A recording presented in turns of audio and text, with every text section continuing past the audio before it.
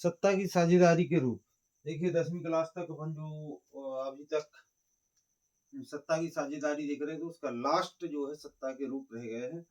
तो सत्ता की साझेदारी के क्या क्या रूप हो सकते हैं, उन पर अपन विचार करते हैं, और वे कौन कौन सी चीजें हैं जिनके माध्यम से सत्ता में साझेदारी है, या कई देशों में उदाहरण भी ऐसे, भारत भी उनमें से एक है, बेल्जियम भी उनमें से एक है, श्रीलंका भी उनमें से एक है। तो इसको देखते, आधुनिक लोकतांत्रिक व्यवस्था में सत्ता की साझेदारी के विभिन्न रूप, जैसे शासन के विभिन्न अंग। शासन के विभिन्न अंग तो हम आप सभी समझते हैं। अंग मतलब जो जैसे कार्यपालिका, विधायिका, न्यायपालिका। शासन के विभिन्न अंग जैसे विधायिका, कार्यपालिका और न्यायपालिका के बीच शक्तियों का बंटवारा, यानी ये शक्तियों का बंटवारा जो है किनके बीच, कार्यपालिका, विधायिका, न्यायपालिका, यानी कहने का मतलब ये शासन के जितने भी अंग उन सबके बीच क्या है, स्पष्ट बंटवारा रहता है। इसे हम सत्ता की क्षैतिज वितरण कहेंगे, यानी सत्ता का क्षैतिज वितरण हम इसे कह सकते हैं। इसे सत्ता के विभिन्न अंग एक ही स्तर पर रहकर, यानी एक ही जगह रहकर क्या करेंगे, अपनी अपनी शक्तियों का उपयोग करेंगे। और यह शक्तियों का विभाजन यह दर्शाता है कि सत्ता का कोई भी अंग, चाहे वो कार्यपालिका हो, विधायिका हो, न्यायपालिका, कोई भी अंग हो सत्ता का, वो क्या करेगा, सत्ता का कोई भी असीमित उपयोग का मतलब होता है कोई भी अंग स्वेच्छाचारी ना हो, चाहे वो सरकार हो, न्यायपालिका हो, विधायिका हो, कार्यपालिका हो। यानी असीमित उपयोग का मतलब है यहाँ अपने मनमाने तरीके से उपयोग शक्तियों का नहीं कर सकती। क्योंकि ये एक दूसरे पर नियंत्रण रखते हैं। जैसे न्यायपालिका, कार्यपालिका, विधायिका पर क्या अपना नियंत्रण स्थापित करती है, जबकि कार्यपालिका के माध्यम से ही न्यायपालिका की नियुक्ति होती है। इसके बाद भी प्रोविजन है कि ये संविधान का संरक्षक होने के नाते क्या करेगी, ये नियंत्रण रखेगी, असीमित उपयोग नहीं कर सकता। सभी अंग एक दूसरे पर नियंत्रण भी रखते हैं, यानी सभी अंग क्या करते हैं, एक दूसरे पर नियंत्रण रखते हैं, जिससे सभी अंगों के बीच सत्ता का संतुलन बना रहता है। जिससे क्या होता है, सत्ता का संतुलन बना रहता है। न्यायपालिका की नियुक्ति कार्यपालिका के द्वारा की जाती है ना। कार्यपालिका क्या करती है, न्यायपालिका की नियुक्ति करती है, लेकिन उसी कार्यपालिका पर क्या होता है, न्यायपालिका नियंत्रण रखती है। इसको आप लोग या तो स्क्रीनशॉट ले लें या फिर पुश करके लिखना। स्क्रीनशॉट ले लें बाजू। तो फिर अब दूसरा क्या था, सत्ता का बंटवारा विभिन्न सामाजिक समुदायों के बीच। समुदाय का मतलब है जाति, धर्म, सभी समुदाय। यानी भारत की यदि हम बात करें तो भारत क्या है, एक समुदायों का समुदाय। भारत में विभिन्न जाति, धर्म समूह है। समुदाय के बीच, भाषाई, धार्मिक समूह के बीच हो सकता है। यानी यदि हम कहें कि शक्तियों का विभाजन या सत्ता का बंटवारा विभिन्न जाति समूह के बीच हो सकता है, जैसे कि बेल्जियम की व्यवस्थाएं क्या है, बेल्जियम में जो व्यवस्था है कि सभी समुदायों के बीच, यानी सभी समुदायों के सदस्यों को उसमें सम्मिलित किया जाता है और सबकी बात सुनी जाती है। प्रावधान भी हो सकते हैं, जैसे कि बेल्जियम एवं कई देशों में प्रावधान है कि कमजोर वर्गों के लिए सत्ता के आरक्षण के माध्यम से क्या करेंगे, हिस्सेदारी दी जाएगी, इससे शासन खुद को, अब देखिए ये क्या है, वो खुद को अलग ना समझे, यानी शासन से अलग ना समझे। जैसे भारत में व्यवस्था है कि प्रत्येक सरकार को, ये संविधान हमारा ये निर्देशित करता है कि जो भी कमजोर वर्ग हैं, जो विकास की दौड़ में पीछे हैं, समाज से पीछे हैं, उनको क्या करेंगे, आरक्षण के माध्यम से हम बराबरी पर लाने का प्रयास करेंगे। जो भी सरकार आएगी, प्रत्येक सरकार का कर्तव्य होगा कि उनके लिए क्या करे, प्रयास करे, विकास की दौड़ में लाए। अब वो विकास की दौड़ कैसे आएगी भैया, तो आरक्षण देना पड़ेगा, कुछ सुविधाएं देनी पड़ेगी, कुछ रियायत देनी पड़ेगी। तो उसके लिए क्या है, आरक्षण की व्यवस्था की गई है, ताकि वो क्या करें, खुद को अलग ना समझे, ये हीन भावना उनके अंदर ना आए। अब चलिए अगला देखते हैं हम, तीसरा पॉइंट क्या हो सकता है।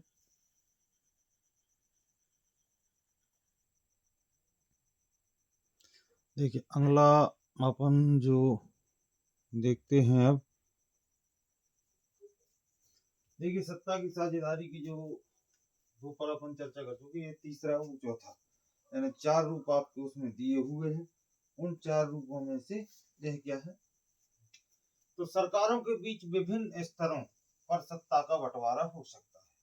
सत्ता का बंटवारा हो सकता है जैसे संघ सरकार एवं राज्य सरकारों के बीच पूरे देश में बनी सरकार संघ सरकार एवं राज्य सरकारें या स्थानीय सरकारें, लेकिन कई देशों में प्रांतीय सरकारें नहीं है। अब देखिए क्या होता है, सत्ता का बंटवारा सरकारों के बीच। जैसे यदि हम भारत की बात करें तो भारत में तो स्पष्ट विभाजन है, क्योंकि भारतीय संविधान में जो है 3 व्यवस्थाएं दी गई हैं, राज्य सूची, संघ सूची और समवर्ती सूची। तो राज्य सूची पर राज्य कानून बनाएगा, संघ सूची पर संघ अर्थात केंद्र सरकार कानून बनाएगी। बाकी यदि कोई ऐसे विषय है तो जिन पर दोनों सरकारें मिलकर के कानून बनाए। कहने का मतलब ये है कि शक्तियों का क्या है, स्पष्ट विभाजन दिया गया है। लेकिन कई देशों में जहां राज्य सरकारें नहीं है तो वहां ये व्यवस्थाएं नहीं है। कई देश ऐसे हैं जहां पे स्थानीय राज्य सरकारें नहीं है। जैसे भारत में संघ एवं राज्य सरकारों के बीच शक्तियों का स्पष्ट विभाजन दिया गया है भारतीय संविधान में। बेल्जियम में भी यह कार्य किया। बेल्जियम में कार्य कैसे किया गया था, सभी समुदायों को समाहित करके सरकार को बनाना या सत्ता की साझेदारी करना उसके माध्यम से। लेकिन श्रीलंका में इस प्रकार की व्यवस्थाएं नहीं है, क्योंकि श्रीलंका में बहुसंख्यकवाद ज्यादा प्रभावी है। इस कारण से इस प्रकार की व्यवस्थाएं वहां नहीं। कहने का मतलब यह है कि सरकारों के बीच जो शक्तियों का विभाजन है वो कई देशों में नहीं है, लेकिन जहां जहां है तो वहां राज्य सरकारें और केंद्र सरकार, संघ सरकार, राज्य सरकार अलग अलग अपनी शक्तियों का प्रयोग करते हैं और क्या कहते हैं, विभिन्न जो सत्ता की साझेदारी की यदि हम बात करें तो अपने अपने दायरे में रहते हुए एक दूसरे पर नियंत्रण रखते हुए सब अपनी शक्तियों का उपयोग करते हैं। इसे हम कहते हैं सत्ता की साझेदारी। यदि सभी अपनी अपनी शक्तियों का उपयोग, सब एक दूसरे में रहकर के शक्तियों का उपयोग कर रहे हैं। जैसे कि भारत दबाव समूह एवं आंदोलनों के द्वारा शासन को प्रभावित नियंत्रित करना प्रजातांत्रिक देशों में विकल्प विभिन्न पार्टियों के रूप में उपलब्ध है। कहने का मतलब यह है कि जो दबाव समूह है, हित समूह है, आंदोलन करते हैं और उन आंदोलनों के माध्यम से क्या करते हैं, सरकार को प्रभावित करते हैं। अब चूंकि यदि सत्ता साझेदारी के रूप में है तो क्या करेगी, सरकार प्रभावित होगी, सत्ता प्रभावित होगी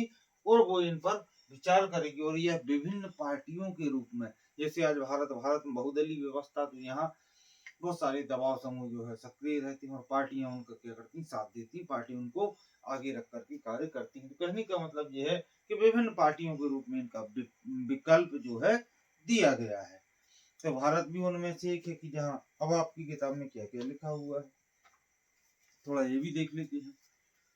शासन के विभिन्न अंग जैसे विधायिका, कार्यपालिका, न्यायपालिका के बीच सत्ता का बंटवारा रहता है, ये भी अपन ने चर्चा कर लिया। हमें इस सत्ता का क्षैतिज वितरण कहेंगे क्योंकि इससे सरकार का विभिन्न अंग